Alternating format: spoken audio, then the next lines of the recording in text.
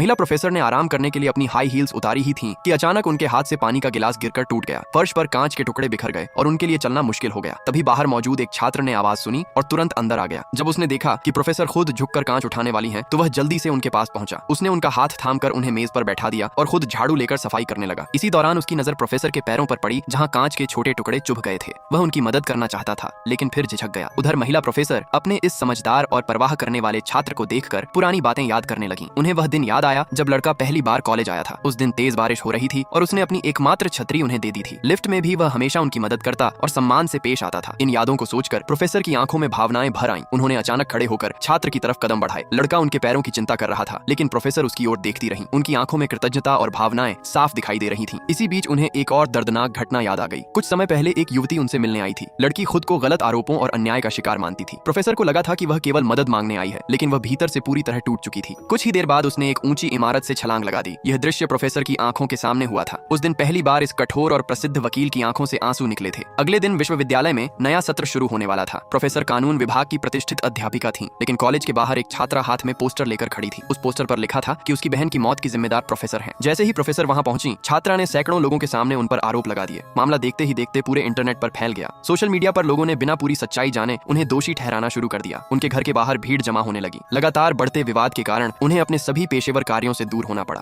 जब लगभग पूरी दुनिया उनसे मुंह मोड़ चुकी थी, तब केवल वही छात्र था जो हर परिस्थिति में उनके साथ खड़ा रहा और उनका साथ नहीं छोड़ा।